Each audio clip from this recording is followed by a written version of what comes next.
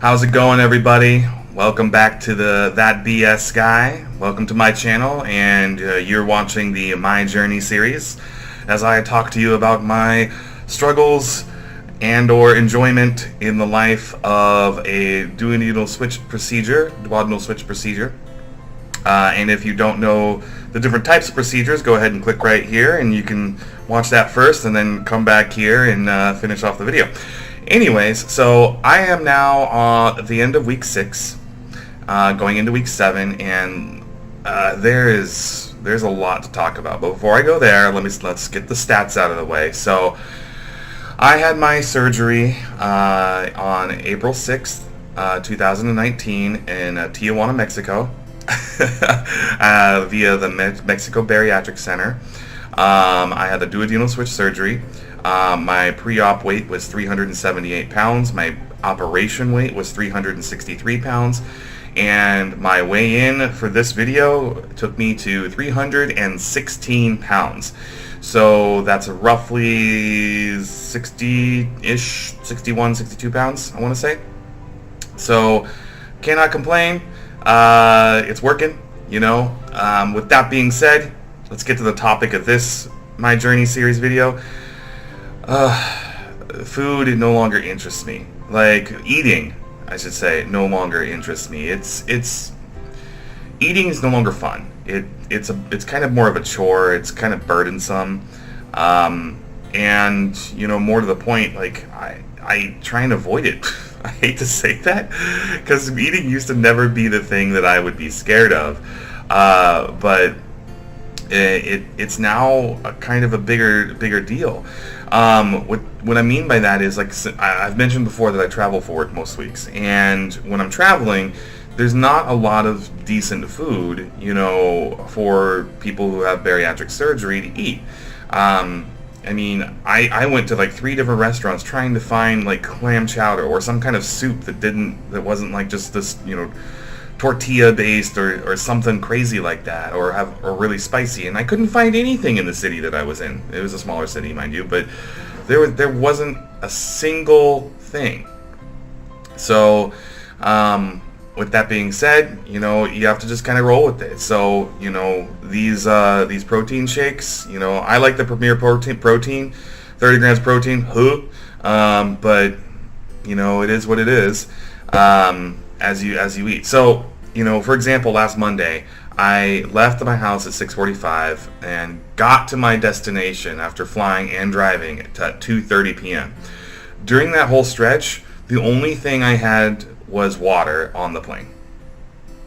I was feeling it. I was lightheaded. I wasn't feeling that great. I was tired. You know, it was just not a good experience. And so I have to really plan my day a little better. And unfortunately, when you're flying, there's not a lot of things you can do. I can't use my corporate card on a flight because I don't get a receipt. And I can't expense that. So I don't want to lose money, as you know, for flying around, which I do every single week, almost. Nearly once a week I don't, but still.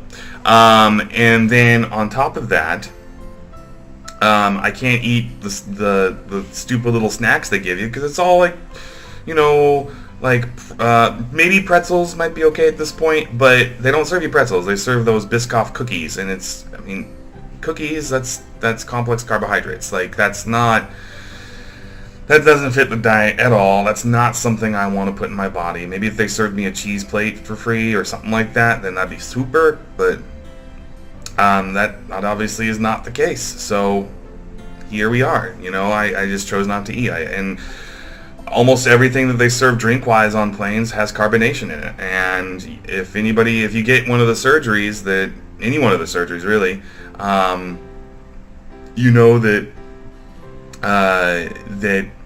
carbonation is like one of the worst things you can ever have. So you have to avoid that like the plague.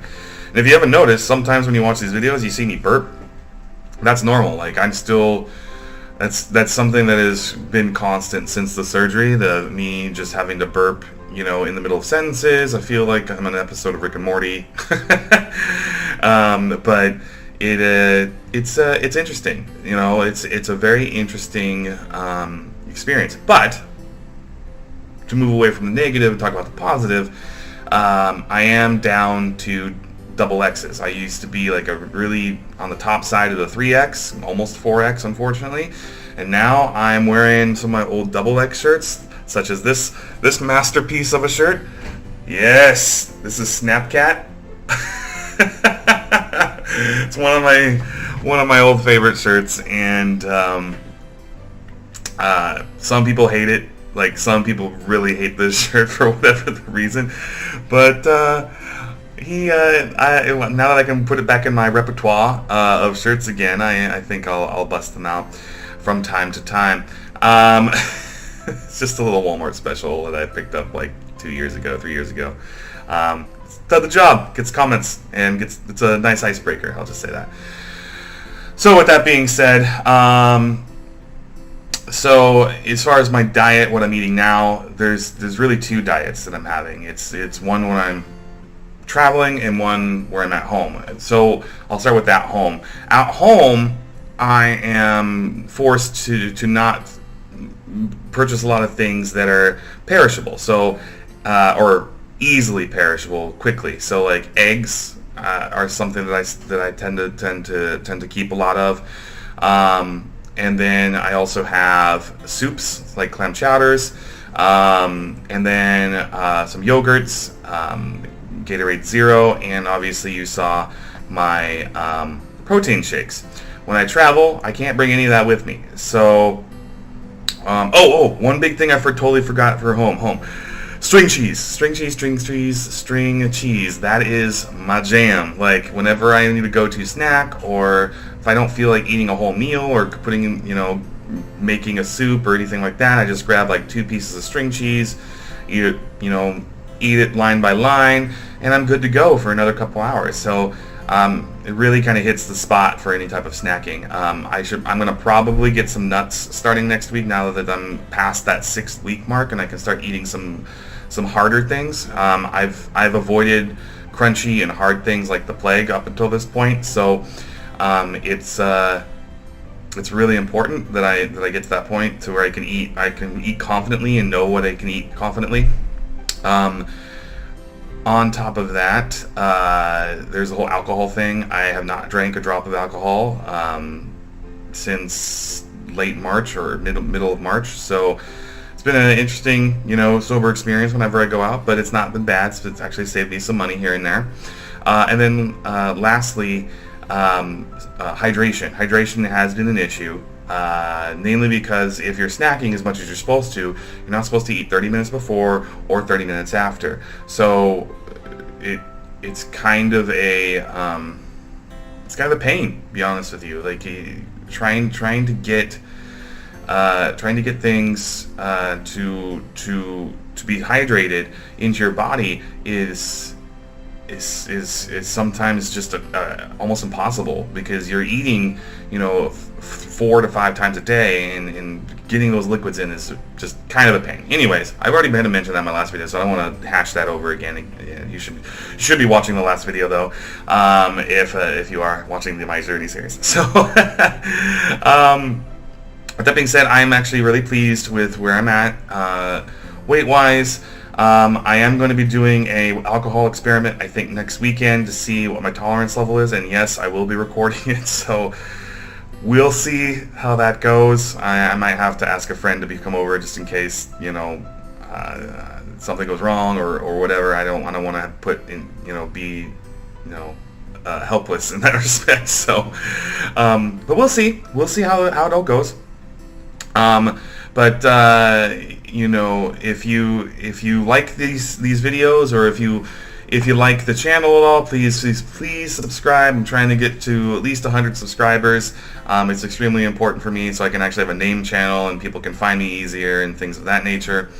And then last and surely not least, I also have a Twitter. So it's on your screen right now, but it's that_BS_guy. So if you want to ask me a direct question, or if you just want to see what I'm posting, I do post, but I don't post as much as I probably should. But the reason I don't post as much as I should is because I don't have any followers yet. So Once I start getting a few more followers, I'd definitely start posting some stuff here and there. Beyond that, though, thank you once again for following me on this journey. It's nice to know it's not just all my friends and family. I get actually some random people stopping by. So thank you so much, and I will see you in the next video. Have a great one. Bye bye.